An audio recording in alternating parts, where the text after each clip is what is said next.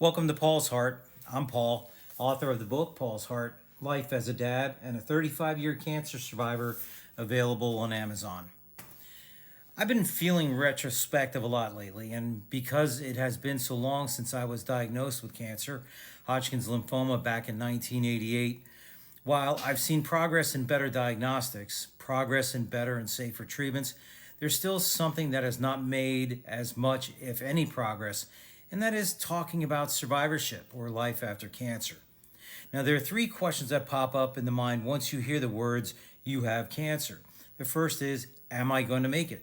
The second, what am I going to have to go through for treatments? Now, a compassionate oncologist is going to answer the first question with as much positivity and with very good reason, because of all the progress made in cancer research, many cancers are highly successful with treatments. There are so many treatment options available, and thanks to all the cancer survivors who came before them, science has learned what worked and what needs to work on to increase safety and success. But there's still one question that I know I asked my oncologist back in 1988, and I still don't see any kind of answer to that question today. If I get to remission, how much longer of a life will I have? And of course, with hindsight over the last 2 decades, what price will my body pay for everything that I was exposed to? Now, normally, most of us survivors only hear the magic 5 year mark. And until we hit that 5 year mark, we struggle with powerful paranoia and the fear of relapsing or recurrence. Those first 5 years after treatment ends are the most challenging physically and emotionally.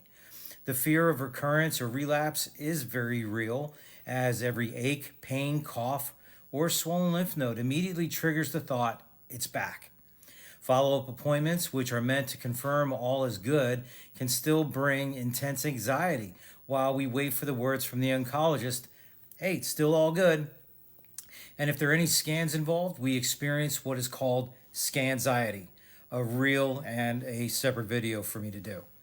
During those first 5 years, we're learning to trust our bodies again. No one understands the unpredictability of their body more than a cancer survivor. There is living with the uncertainty. Will it come back? Or how many years do I have after cancer? On top of that, there's the physical recovery, dealing with fatigue, which honestly never goes fully away. Stamina, memory, or concentration challenges, which are sometimes referred to as chemo brain, nerve problems, which can persist long after the treatment ends. And then there's the adjustment emotionally.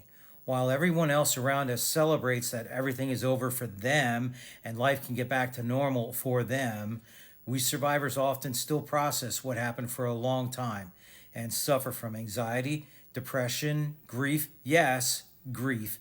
We have experienced the loss of what we once knew was our life before cancer, and PTSD, post traumatic stress disorder. As we return to life, we have to find a new normal, as we discover so much has changed about us from how we once were. Our priorities, especially sweating the small stuff, relationships, work, and future plans, are all handled differently. We do get back to managing our finances and rebuilding routines and, importantly, reconnecting socially. It can be difficult at a time as we have to figure out who is able to handle when we still need to talk about our experiences, and not everybody is able or willing. And as much as I try to be an inspiration for being able to get through the treatments for cancer early on, after that 5 years has passed, I became more focused on showing newer patients something to look forward to. Life after cancer. I got married, twice actually, bought a house, had a nice career, had two beautiful daughters, and a golden retriever. No, this wasn't the life I was heading towards in 1988, but it was what I was given after cancer. But there's one discussion that had been left out, especially after that 5 years had passed. I was dismissed by my oncologist that it was unlikely that my cancer would return after that 5 years. Great. That's all we cancer survivors want to hear. This was our gold ticket to move on with our lives. There was one problem. Some of us would end up going a separate path from the straight path of life after cancer. It would take decades to get discovered and discussed, and even now does not get the attention that it should. And I'm not going to make that part of this post as I talk about it in great detail on my page already. The developing of late side effects from our treatments. There is no rhyme or reason why or who develops them and who doesn't. Those of us who do get diagnosed with these issues are contributing to current information in regard to survivorship, but there still remains one question. Can you live life after cancer without having to deal with the memories or the late side effects? Of course you can. But the question should be, should you? Like I said, there are no statistics stating who has gotten to live and how long without ever dealing with their cancer history again. Likewise, your oncologist should be referring you to see your primary care doctor for regular annual follow ups, not for the return of the cancer, but for the potential, not guaranteed, but potential for the development of any late side effects. Again, I have documented how close I've come because no one was watching. And of course, if you're like me, having these late side effects, we're documented now. Because of those like me and the thousands who came before me, doctors are aware of the issues that plague many survivors. And it's just the surveillance and advocacy that's not there until it's too late. So I did some research, as I love to do, and now keep in mind, social media support pages can be overwhelming no matter what the health issue. Why? Because literally everyone on those pages has an issue they're dealing with. Those who have nothing wrong don't need to be on a page like that, so you're not going to hear about them. And those would be the numbers you're looking for, living after cancer without the thoughts of cancer anymore. But here's what I discovered. The fact is, we have no idea how many cancer survivors there are in the world, 30, 40, or 50 years after diagnosis. There's no worldwide or U.S. registry that tracks survivors in that way. But one large long-term study found that 52% of Hodgkin survivors were still alive after 30 years. It doesn't specify if it's with or without the late side effects. At 40 years, that number does drop down to 42%, but the study hints at issues from late side effects playing a role in the lower number. And well, 50 years, there's nothing to refer to. But I can tell you, I know plenty of 40 and 50-year cancer survivors and have even seen some 60-year survivors. This is frustrating. Why don't we talk about survivorship longevity? Probably the most important issue once treatment ends. Or rather, why don't we want to talk about it?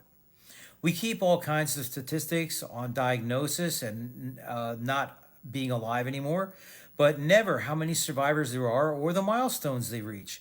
There's no excuse for losing track of patients today with technology and AI for when patients move or change healthcare providers. And then there's the biggest reason for wanting to know the statistic, the development of newer, better, and safer treatments. And then there's this, funding. Survivors are not a priority for research funding. Research continues its focus on curing, not surviving and studying people alive decades after. Look, you can live a long life after cancer and also be unfortunate enough to deal with the late side effects from the treatments. I know. I'm now 37 years out from my diagnosis. But because you do not know if you're going to be one of the lucky ones who gets away actually 100% done with the topic of cancer, or someone who will face heart disease, secondary cancers, or endocrine, lung, or vascular complications, and only awareness and prevention will give you those extra years. It's not an understatement. I never expected to be here to witness so many milestones in my life, but I did. I have lived long past the period that most cancer statistics discuss. And researchers are increasingly realizing that survivors like me need lifelong follow-up care. In fact, while the medical community catches up, it's my older fellow long-term survivors I actually owe my life to, being the ones encouraging me to be proactive, get help when needed, and most importantly, support me emotionally during the times that I struggle with, and I still do. It may have been unintentional when my doctor told me he would not use the word cure, especially dealing with all these late side effects. But make no mistake, cancer survivors are living a long time today. I'm only one voice, so I'm telling one person at a time. I've written to many networks and organizations, and nobody seems to want to talk about survivorship. Just like science, the stories are there for those who get diagnosed and those who don't survive. This is my story. I'm a 37-year cancer survivor, and I feel I have a lot more years to go, and I'd love to hear your stories.